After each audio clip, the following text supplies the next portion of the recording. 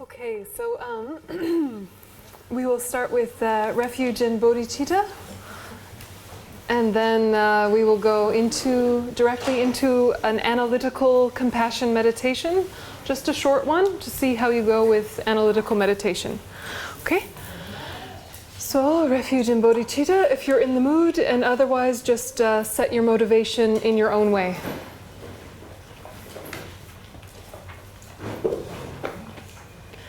Sangye churan sogi chunam lai jancho padurani gyabsuchi dagi jin sogi be sonam ki drola benshi sangye drupasho Sangye churan sogi chunam lai jancho padurani gyabsuchi dagi jin sogi be sonam ki drola benshi Sangye drupash Sangye churan sogi chunam lai jancho padurani gyabsuchi dagi jin sogi be sonam ki rola benji sangye drupasho.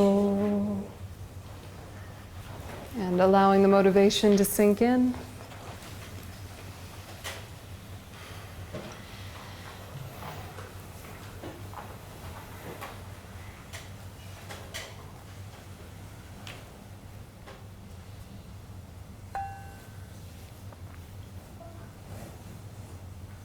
And then with the sound of the bell, gathering your focus onto the breath.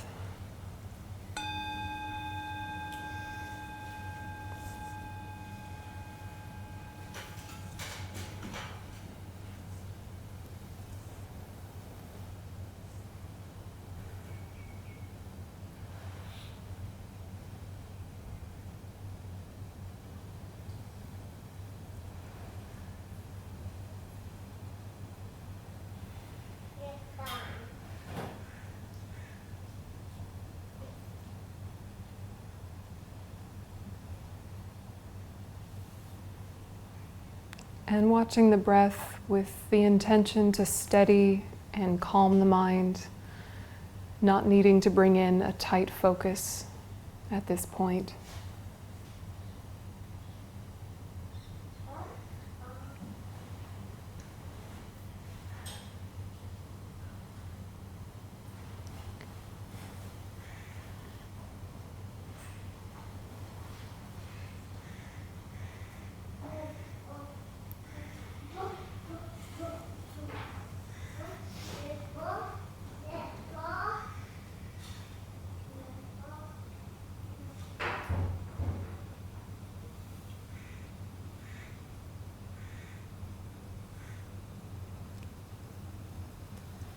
And now start by cultivating the definition of compassion.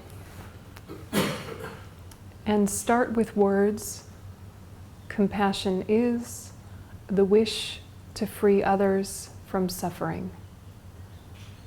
And as you think about those words, try and experientially define compassion as well. What is it like when you have compassion? What is it like when others are compassionate towards you? So take a moment and sit with word definition and experiential definition. What is compassion?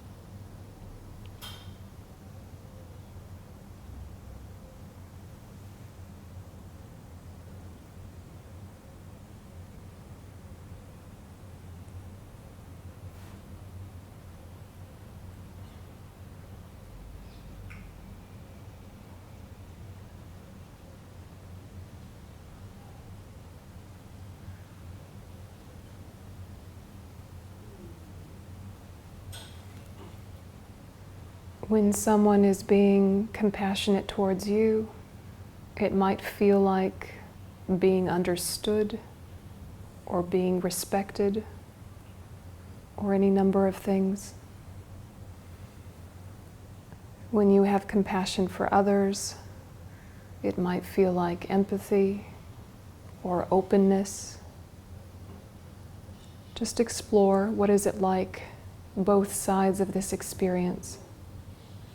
What is this word?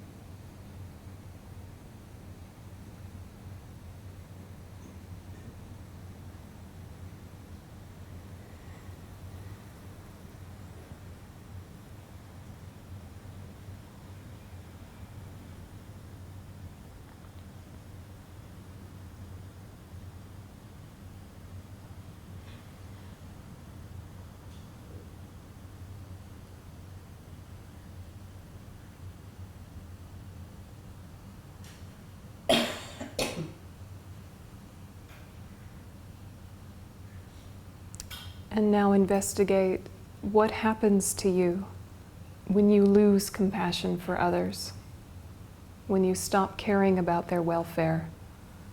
What is your internal experience when your heart shuts down like that? What happens?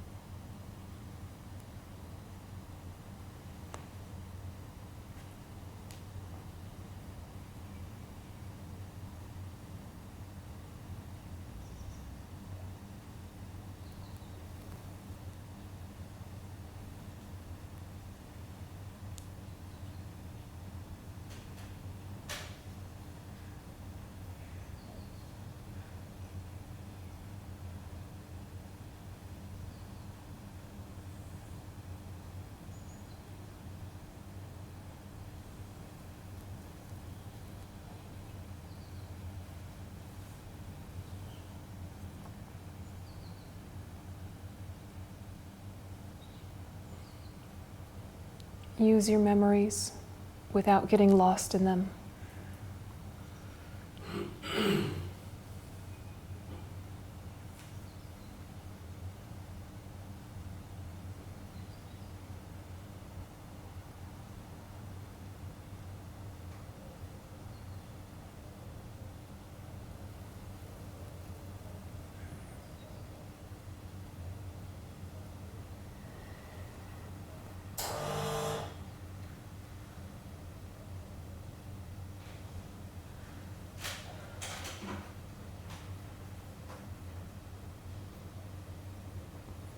And now ask, what happens to you when other people lose compassion for you? Those times you've been struggling and no one cares, what is the impact?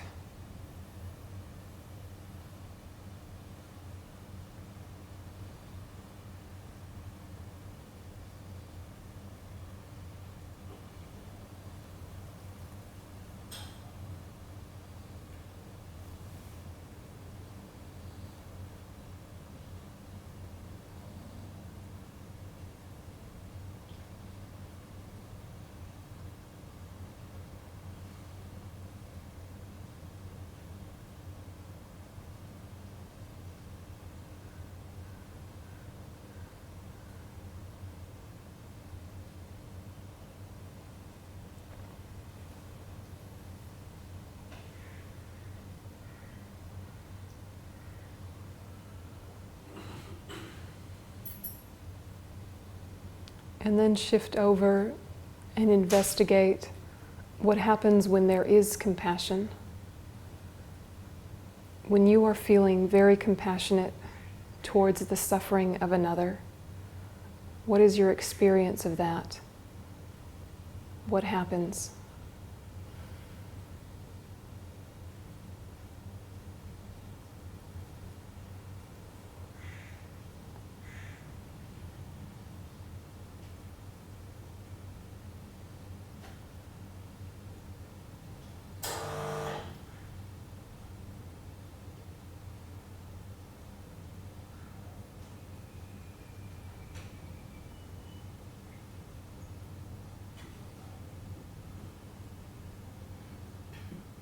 What aspect do your thoughts take?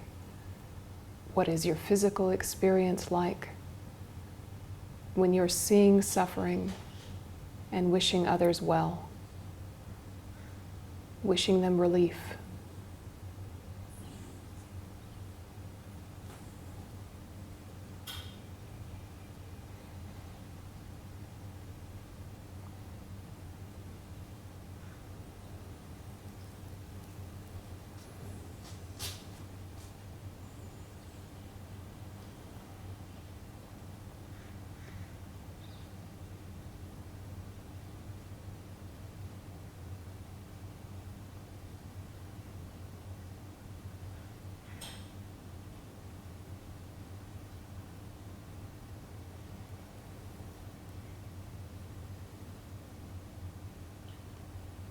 And what is the benefit when others have compassion?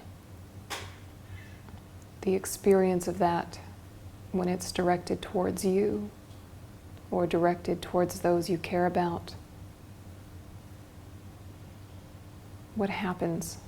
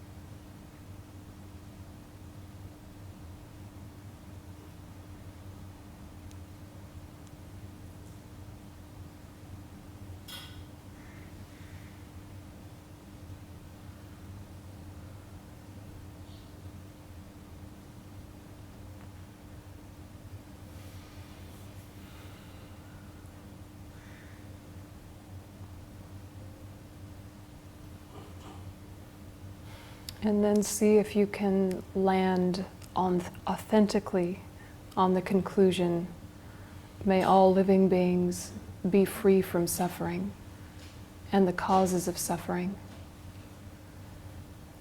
See if you can connect with that idea with genuineness.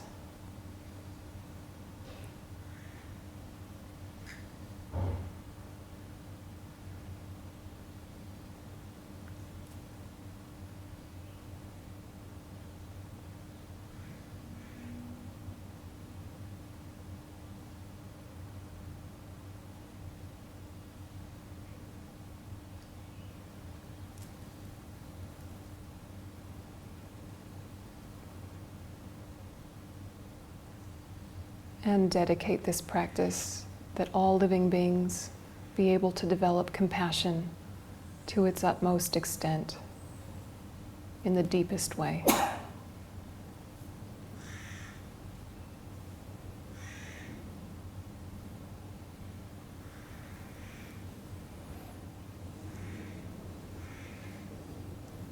And gradually relaxing your focus.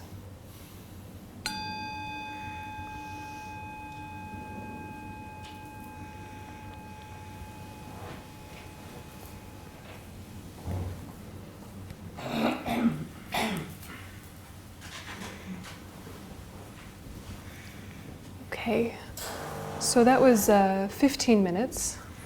You could do it in a 2-hour way or a 5-minute way.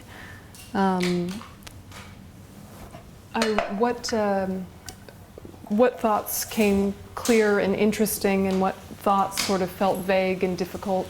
What happened?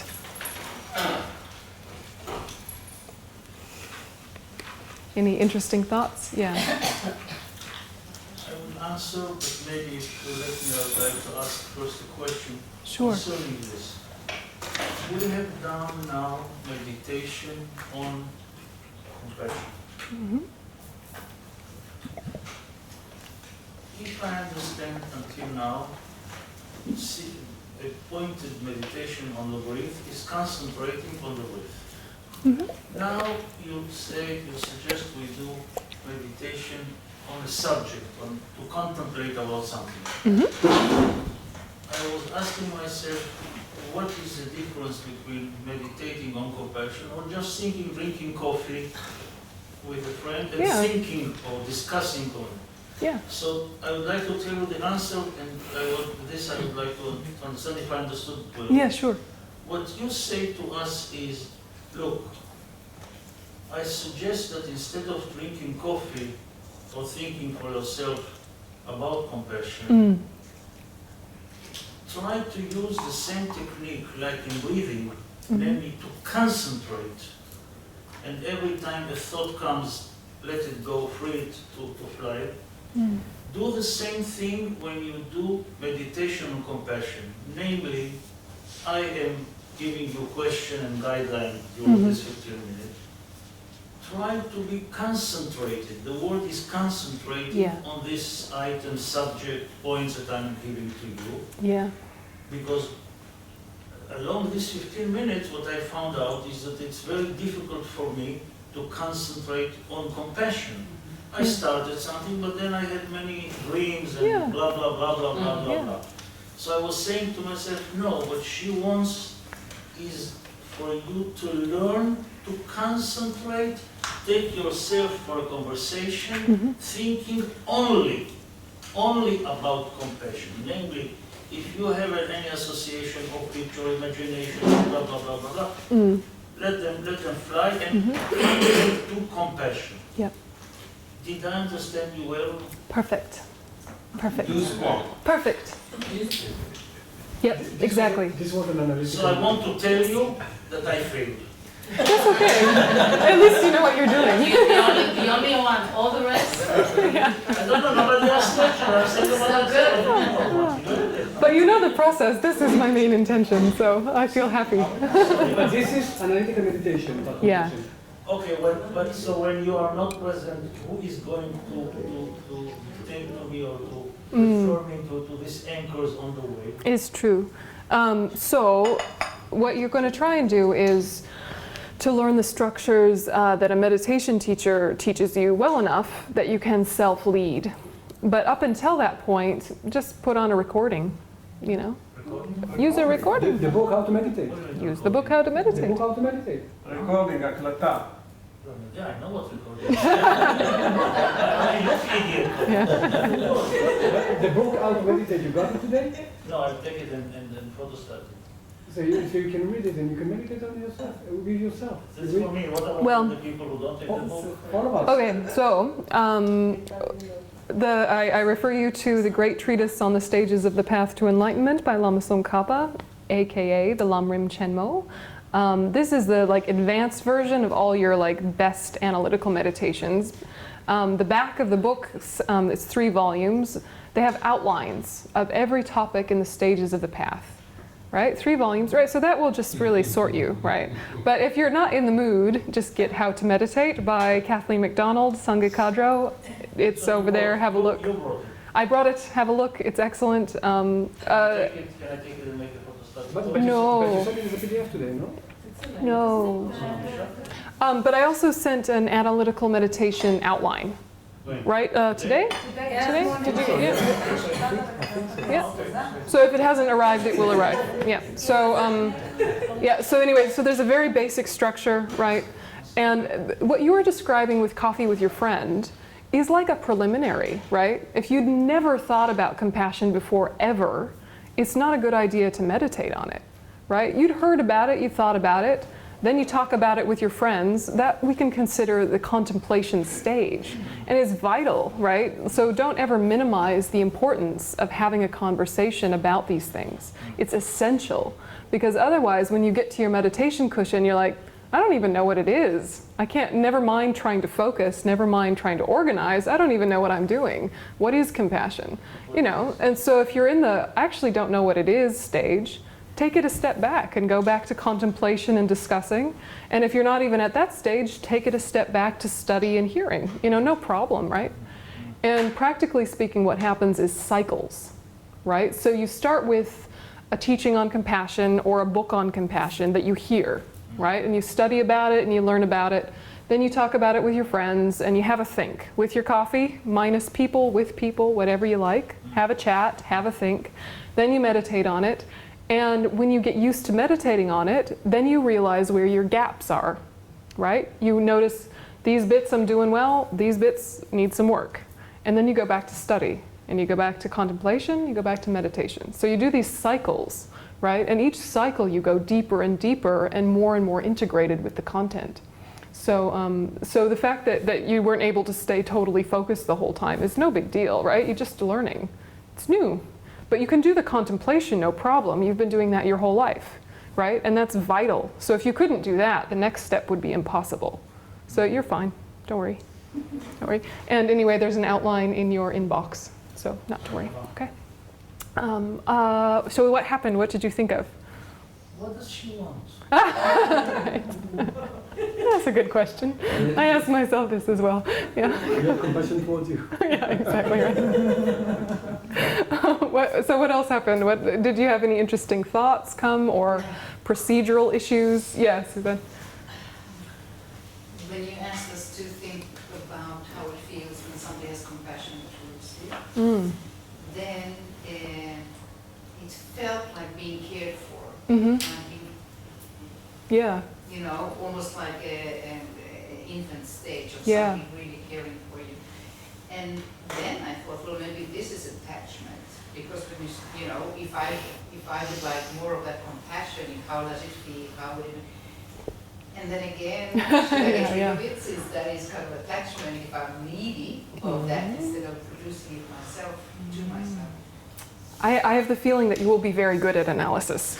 But it's so hard to keep yourself structured in the meditation that you're trying to do. So what's happening for you is that you've already studied enough that you're having excellent critical thinking about the topic itself, which is great, right? So you're thinking, okay, this thing that I label compassion, like being cared for, actually is that compassion or is that attachment? So that's like something to go, okay, revisiting that later, important thought. Right now, compassion, right? Because, so you keep coming back to the point of this particular meditation is to connect with the positive experience of feeling it, the positive experience of giving it, so that I encourage it within myself, right? And so in doing these reflections of, all right, when it's gone, I get all locked up and tense and full of an agenda and full of attachment, and I get grumpy easily, and I'm blunt with people, and all these things happen when I lose compassion. When other people lose compassion for me, I feel like they don't hear me, I feel like they're unkind, blah, blah, blah. Okay, so disadvantages, many. Okay, when I have it, when people are compassionate towards me, it feels like caring, or it feels like respect, or it feels like love, or it feels like understanding and empathy. And I feel safe in that space. Okay, when I have compassion for other people, I have a sense of calm, I have a sense of connection, I have a blah, blah, blah, right? Many things, right? And the conclusion you come to is, it's good, right? Which is the conclusion you started with, right? Which is the same thought you started with, which is compassion is the wish for others to be free from suffering, and it's a good thing what I want, right? But now when you come back to it in the conclusion stage, the words are simple, but the experience is deeper, right? So you arrive back where you started, but now it's got some more connection and like weight, yeah? And you do your dedication. But then after your meditation, you think, okay, so I had an interesting thought during that meditation, which was, this thing I associate with compassion might actually be attachment. And that is something to explore, right? So it's like you have kind of like a side project that you can revisit now because you had an interesting side thought that came in meditation.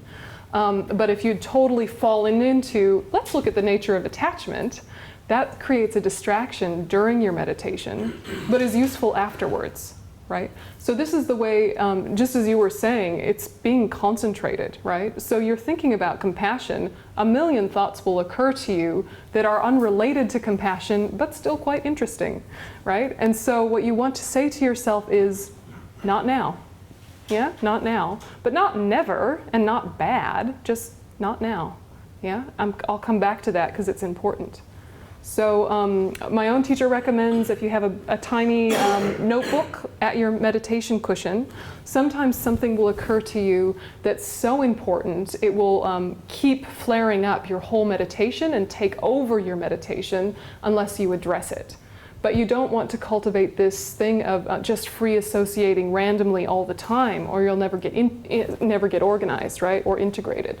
So what you do in that case is it's like you push pause, quickly write down, is compassion that is what I think compassion actually attachment? Revisit and go back to your meditation, right? So you just quickly write it so you don't get caught and stuck on it, right? It's written down to revisit straight back into your meditation. Yeah, and that way you develop the discipline, but you're also not like suppressing things that actually need to be looked at. Yeah, yeah. But isn't that sometimes bigger than the point of the meditation? Because, I mean, I know we didn't do a study about compassion right now, so that's probably why we have a few hiccups. Sure. When we're doing an analysis of compassion. Sure. But like right now when I did the meditation, and I was trying to experientially experience what it was like to feel compassion towards others, I realized that, wait a minute, maybe it wasn't compassion what I was feeling. Maybe I'm talking about patronizing or pity, or something that is not what we're talking about right now. So maybe it's worth it to absolutely put this meditation aside and say, wait a minute. Yeah, yeah. I'm besides the point right now. I have to go back. Let us revisit that concept in its initial form. No, because I'm contemplating the compassion, but I didn't fully grasp this concept. Yeah, exactly. And my analysis of it would maybe even lead me towards a wrong view or... Yeah. So, I mean, so that sounds like the job's getting done. Right, because it's crystallizing the issue, you know, it's making it more obvious. So, you know, it might be that you have a few misstarts, you know, you try and then you go, oh, wait, back to study. Yeah, or oh, wait, back to contemplation. So that's totally fine. And that's fantastic because it means that you're doing the analytical process excellently. It just means back to study on that bit, which will come very naturally because you've got a good analytical mind. So you just need to read some stuff. Right, read some stuff. You know, maybe Western meditation techniques sometimes jump over that contemplation stage too quickly when it's very vital, right? We do understand things intellectually, you know, no problem. We know how to do that. We've been to school, right? But the making it clear enough understanding that we have some ownership of it before we meditate, that step we do jump over a lot. And that involves a lot of conversation with yourself and conversation with others and looking at things from different angles. And that itself is transformative, right? That itself is transformative. You know, good therapies like that, right? The insights you can come to in good therapy of various types. It's epically transformative to see yourself more clearly. And once it's like the language of compassion from a Buddhist perspective is now those points that Buddhism describes, but it sounds like you. Sounds like you saying it. Now you can meditate on it. Yeah. Yeah. Yeah. I have a particular experience when you ask, what do I feel, or do you feel, what do I feel when I don't feel compassion? I imagine, okay, for example, the baby and the pieces, okay? Okay, yeah. I didn't feel compassion for them. Mm-hmm. And I feel like they are the bad boy, and I am the good boy. Mm-hmm. Yep. Okay? So I tell myself, can I see them with compassion? Mm-hmm. So I thought about Bibi, okay, or the terrorists, like persons that they are feel that they are suffering also, that they have a lot of fear. Okay, from that point of view, can imagine, okay, that Netanyahu or the terrorists they have a lot of fear and they are suffering. I can feel the compassion for them. Okay, because I identify also my fear. From my fear, I can see the fear that they feel, so I can feel the compassion. Yep. When I feel that there is no compassion for me, I feel that people don't understand me. Yeah. And I feel like I am a little child, okay? And they look at me and with a finger and they criticize me and they don't understand what I'm saying and what I am feeling. Yep. When I feel that they really feel compassion for me, I think I feel that they are seeing me. I don't know, disappear, okay? Yep. Like a feeling. I feel that they are looking at me, that a person that suffers also. Yep. Yeah, sounds good to me. Can. Yeah, sounds great. And it was a good experience. And and I'm guessing it's like these are some thoughts you probably had already floating around in your head, but did you feel that there was like a depth that happens to organize them? To actually think about them on purpose. Because it's like you probably have had all of these thoughts before in a just kind of unassociated, random way, just from, but now you're bringing them together and it's like you're deepening your wisdom, and so I think what you're describing is great. That's perfect. It's just the thing, and, so it's playing with ideas, right? Playing with ideas, but in a structured way. Yeah. Yeah. Did you have something? No. Yes. Hi. I have a question about guided meditation. Like at the beginning, we need them, as you explained. Yeah. After a while, we don't need them anymore, so we practice. And what I'm experiencing after a while of not doing guided meditation is that when I do sit and try to be guided, like at the beginning it's okay, but after really a while, a small, like after a few minutes, I cannot, if I do hear that you are talking, I'm not listening. And my problem is that sometimes I know that it is because I was, deep into something away from the meditation, but sometimes I don't know if it was because I was concentrated and that's the aim of the meditation. Like, I don't know anymore if it's good or bad. Totally. That's my question. Do you have any tip of how to know if I'm going backwards or... sometimes it's like the meditation leader then becomes one of the many distractions, like the bird, right? You're like, dude, I'm doing a process, shut up, right? Right? Totally. And, I've been to, I don't even know how many guided meditations over the years, and and I'm a meditation teacher. So what happens to me when I'm in guided meditation is a different discipline to try and pace myself the pace of the meditation leader. It's a hard discipline because it's like, no, I want more time with that bit. No, I want less time with that bit. I'm done. Come on, let's move it on. It's never going to be the perfect pace for you because everybody's mind works at different speed. So I think when you get more used to it, like what you're describing, and you can do your own process, you just check and see, are you absorbed in the process of meditating on compassion, or are you just absorbed in your own inner entertainment? And why is it that the meditation leader is feeling like an obstacle? Is it because they interrupted your daydream, or they interrupted your valid process? This is where I fail to understand the analyzing of my meditation, because like for example what happened today with compassion is that when you want to do meditate on compassion, you have to put something real there, right? Like Yeah. At the beginning, at least, to think a specific person, an animal, or whatever. Yeah. And you get involved Yeah. because you know that person. So Yeah. it is really like, okay, I was deep there, but Yeah. was it because I wasn't concentrated, or was it because I don't know? Yeah, and this is very personal experience, you know, so you have to play it out for yourself, but you don't want to get lost in the story. Yeah, you want to touch the experience of the story with objectivity. So it's like you're a scientist of your own memory. Yeah? A scientist of your own memory that is revisiting memories, revisiting experience, revisiting wisdom, but with enough space not to fall in. So you're absorbed enough that you're touching, oh, that one time that I felt that. Yeah, I can touch that place again. But the difficulty is emotions are entertaining for us. And so as soon as you touch something that's got an experiential quality, the tendency is to go, ooh, right? So you have to be a little disciplined and say, okay, I've touched it enough, don't fall in.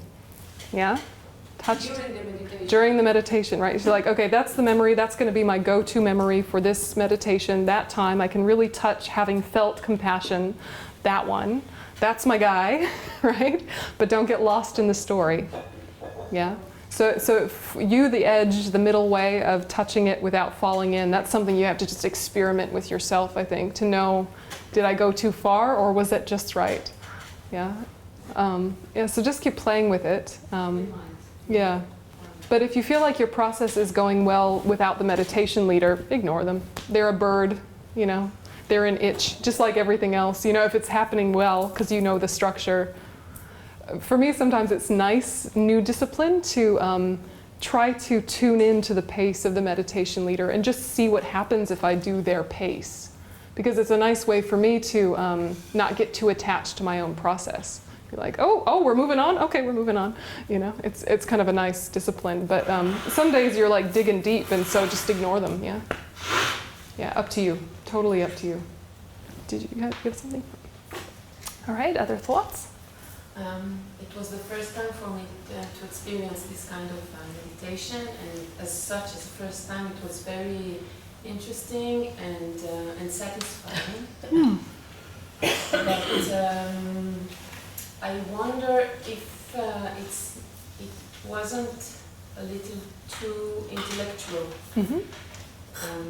because at the end of the day, we're talking about something that is supposed to bring wisdom into our feeling spectrum. Yeah. And I did recollect emotional moments. I didn't engage in them. I was observing.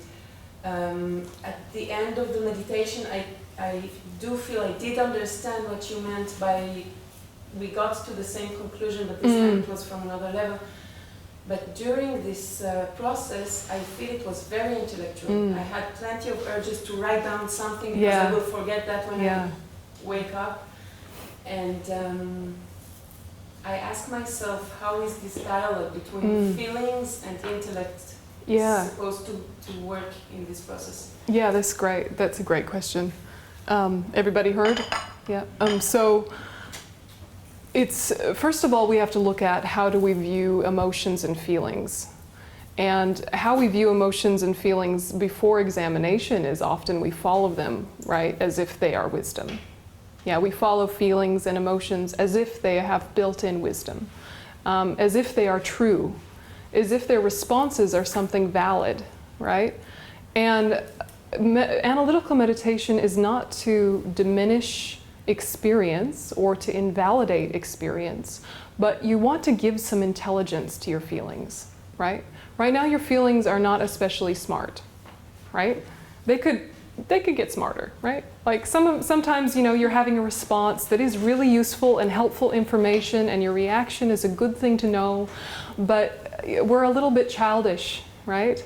It's like we keep making castles made out of sand, and then the sea comes and takes it away, and then we cry, you know? Like it's not the emotions of an adult, it's the emotions of a child, even if our intelligence is highly refined. So part of the analytical meditation is giving intelligence to emotion, giving intelligence to all these other experiences within our mental factors or states of mind. And it can go too dry, it can go too structured, but I think it's actually useful to kind of go to that extreme more so and then find your balance rather than make it too squishy and soft and lovely right from the start, because we do that anyway, right? So, you know, organize your emotions a little bit, even if it feels a little bit like life's not that structured, you know, that can be a reaction, or life's not that linear, life doesn't go in such an ordered direction. You know, there can be these really natural thoughts come up. But you also want to ask yourself, what happens when I just let myself feel without any direction? Hasn't ended well always, right? So, so this dialogue between kind of feelings and different experiences and labels and our intelligence and our wisdom engaging with it, it's not to suppress emotion, it's to frame it in a way that's useful. To be more familiar with it. Exactly, exactly. And you have this noticing of your responses, again with this objectivity, and that's where we get a lot of confusion in Buddhism about the difference between being detached and disengaged, right? So to be detached is a good thing, it's a bit of objectivity. But it doesn't mean that you're not engaged with life, that you're not touching life, that you're, you know, some sort of dry, neutral, flat, beige creature, right? Being detached is a very lively state of mind. Being detached means there is a lot of flexibility and movement and chance for change. Being attached means you're locked in to believing everything you think. Yeah? If you're attached to your experience, you believe everything you say to yourself, even if what you say to yourself is nonsense, right? So being detached means you have enough space to choose, this thought I keep, this thought I let go, yeah? And in letting go of thoughts, you're not pushing them away, you're not saying I'm bad for having them, you're just allowing them to die naturally because you don't give them food, yeah? So you notice your responses with a great deal of kindness, a great deal of self-compassion, but with enough space and enough wisdom to say, not all of them are worth feeding, right? Yeah, and it, you know, just takes some time and some experimentation. And a lot of that happens just in daily life, not in meditation, just as you watching your own thoughts throughout the day. You know, sometimes they're clear, sometimes they're not, but if you notice yourself about to go into an event, right? Like a staff meeting or a conversation or something like this where stuff's gonna happen, right? To take a minute to create a bit of, I don't have to believe everything I say to myself, right? The natural conclusion seems that, but actually it's only the natural conclusion because it's the habit. Has it worked out well? Let's build in some space, you know? That kind of thing. So, I don't know, does that help clarify? Do you want to ask a follow-up question? I have to think about it. Okay, I did yeah. answer, but I have to let it sink. Thank you. Yeah, other thoughts or comments?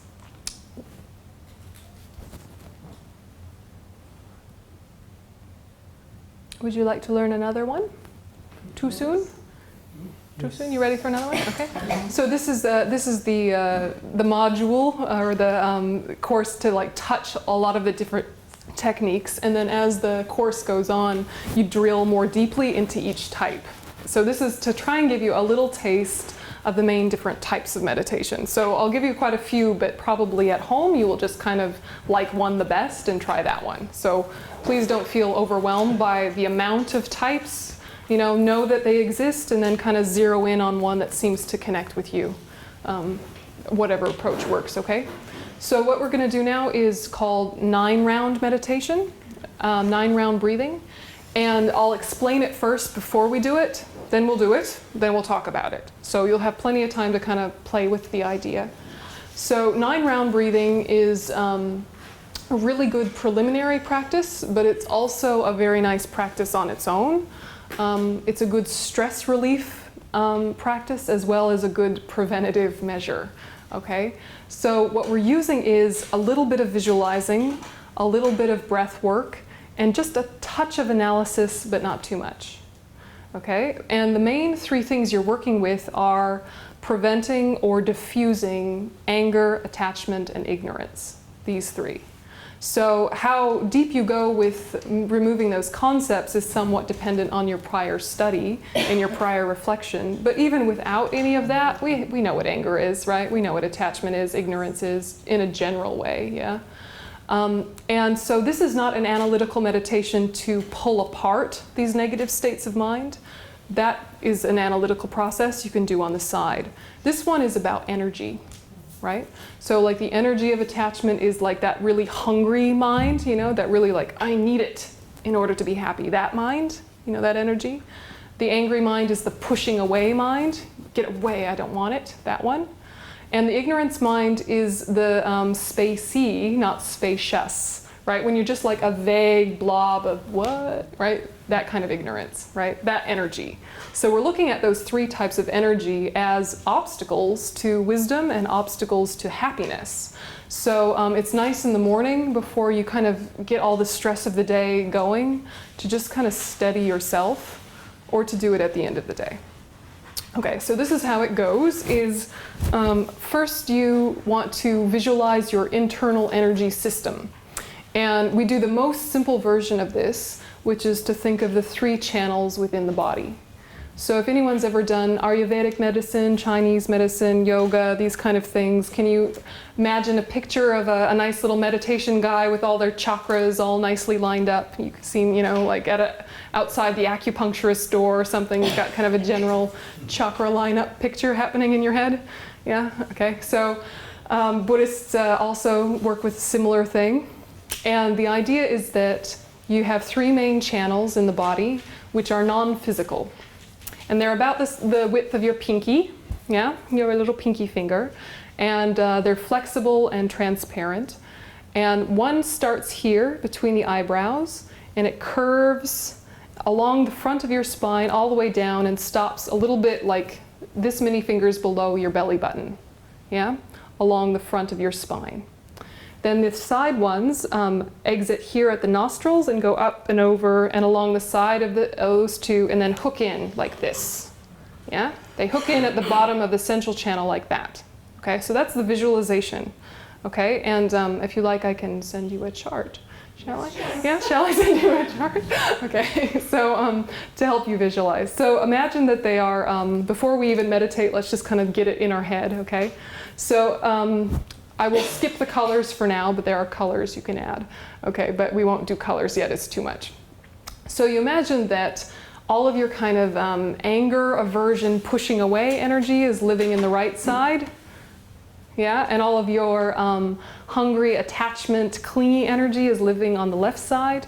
You don't have to memorize it because I will tell you, but just generally that's what's happening. And that the ignorance is living in the center. Okay, so that's where they're living, and you want them out. Yes? If you don't want them out, then you don't do this meditation, right? Okay, so what you visualize then is that you are alternating nostrils. Okay, so maybe you've done this in yoga classes, but not such a, you know, sort of Buddhist-y form. There is the traditional way to do it, and then there's the way that is less embarrassing. Okay, so I will teach you the traditional way, and then you can choose whether to do that or the way that's less embarrassing. Okay, so the traditional way is you make a fist and you put under here like this, and then you cross over and block a nostril, right? And you start by breathing in the right, like this. And you imagine that all of the air travels down and then pushes out through the alternate nostril and pushes out all of that negative energy. So you're breathing in and then you're breathing out the other side and pushing out all the attachment energy out that side. And you do that for 3 breaths, and then you swap, right? Then you swap and push out all the anger energy. And then after you've done those side ones, you imagine you're breathing in the 2 all the way down, and then you're pushing out through the central channel, and you imagine it just comes out your 3rd eye and dissolves into space. Even though no air is coming out from there, unless you're a very interesting person, okay? Okay, but so you visualize that that's happening even though it's actually coming out your nostrils. So, so it's called 9 rounds because you have 3 breaths, 3 breaths, 3 breaths. Do it nice and slow. So the embarrassing way is when you're actually blocking and swapping with your actual fingers. If that is like a totally weird, embarrassing thing to do, then you just visualize that's happening and you don't have to touch anything. No touching, just visualizing, okay? So you just sit like a normal meditator, but you imagine air this side pushing out that side, yeah? And so for some of you that will be less awkward, so choose what you like, okay? No one do what you're uncomfortable with, okay? So, so that's how it goes. Questions before we try it? Do you want to just play with it? Hmm? The right side is, and it goes from the left, so it's the right, like when you close the right, Yeah. you are taking out the left side, or you're taking out the angle? Okay, so when you're blocking the right, Yeah. or sorry, when you're blocking the left, you're breathing in clear, nice, clean energy. And it's the out breath, you swap and you push out the attachment, yeah? Yeah, so it's an in-out breath swap. Yeah, not, yeah? And you begin with taking out the air, or? You start with breathing in, clean, clear, and then you breathe out, negative, yucky. Yeah, in with good, out with bad, yeah? Yeah, you're with me? Okay. And you just experiment. This one won't work for everyone. Not everyone will like it. Totally just, you know, do your thing, but it's one more technique to know. And honestly, if I'm like really, had a really busy day, you know, a busy day after work, and you're just like spinning, and you want to meditate, but it's just like, it's not happening because you've just so many things to think about, this is a really nice preliminary to like settle and then do whatever you want to do. But anyway, we'll just experiment and see how it goes. So you either are a nostril toucher or a non-nostril toucher, and it's completely up to you, and please don't be embarrassed. And if the whole concept is creepy, then just think happy thoughts, okay? You will guide us through. I will guide you, yes, I will guide you, yes. And my breaths may be longer and deeper or shorter and more shallow, so adjust accordingly. No one have a panic attack, right? No one hyperventilate, okay? And it sounds complicated, but it's actually not a hard one, okay? So we will start by motivating and breathing normally for a while before we jump in, and I will walk you through every breath, so don't worry about remembering anything, okay? So just take a minute and get yourself a nice posture, meaning just a straight back without too much crumpling forward or falling backward.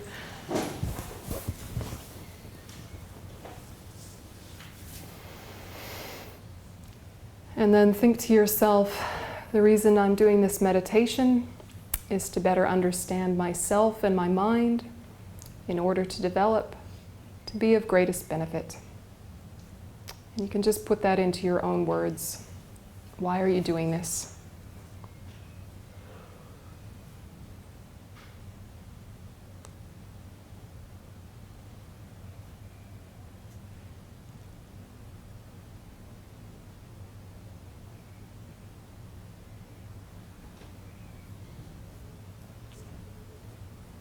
And then bring your focus to the natural rhythm of the breath.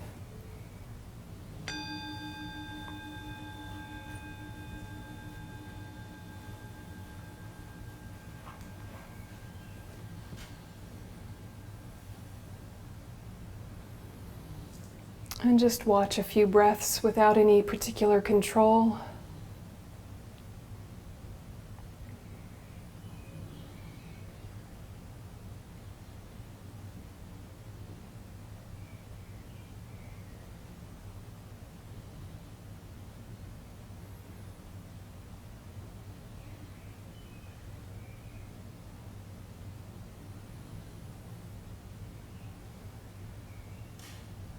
And then visualize 3 channels in your body. The central channel starting in between your eyebrows, curving up and over, down along the spine, in front of the spine, and ending a few inches lower than the belly button, hollow and clear.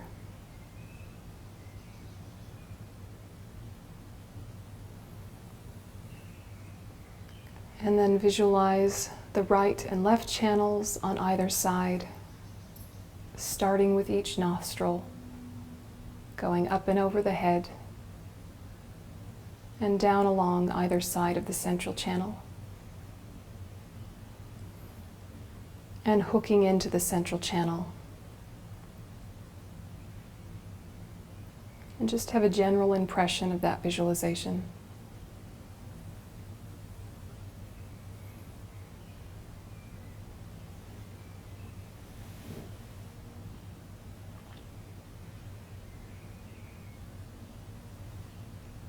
And now focus on your right channel. Imagine it open. And take a deep breath in through the right nostril. Clean, clear light. And breathe out through the left nostril, pushing out attachment energy.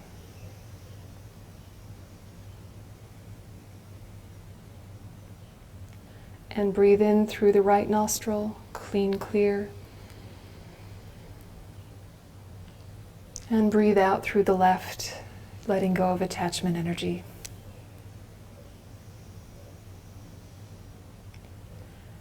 And breathing in through the right, clean, clear. And breathing out through the left, pushing out the remaining attachment energy.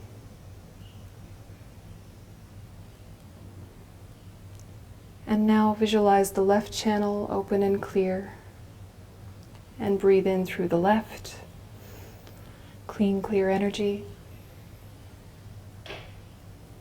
And breathe out through the right, pushing out anger. And breathe in through the left.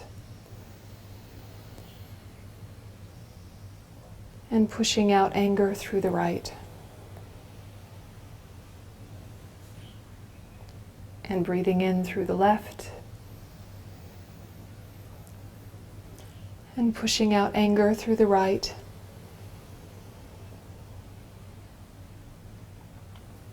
And visualize both side channels, breathing in through both. And then pushing out ignorance energy through the center, up and out between the third eye. And in, and breathing out ignorance energy. And breathing in clean, clear light, both nostrils. And breathing out through the center, all the ignorance energy. And then try another round. In through the right. Out through the left, all the attachment. In through the right, out through the left, all the attachment.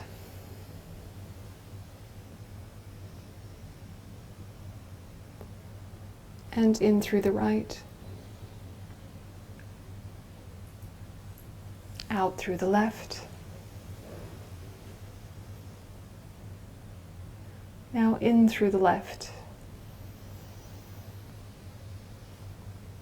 And out through the right, all the anger. In through the left. And out through the right. And in through the left. And out through the right. Remaining anger. And breathing in through both. And breathing out through the center, all the ignorance. And breathing in through both. And breathing out through the center, all the ignorance. And breathing in through both. And breathing out through the center. And just breathe naturally now.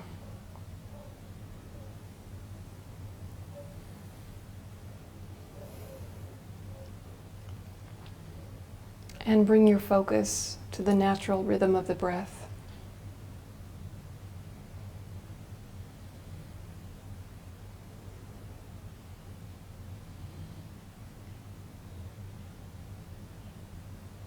And see if you can focus primarily on the out-breath.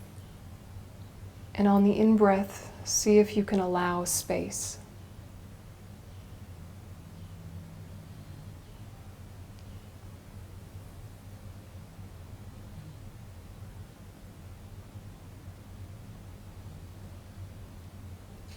Following the whole sensation and experience of the out-breath, and allowing space with the in-breath.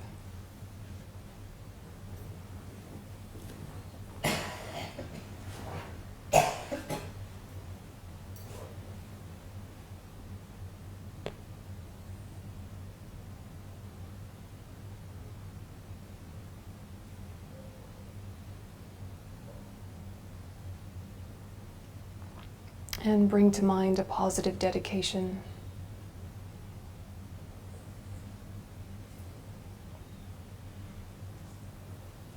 And relax your attention.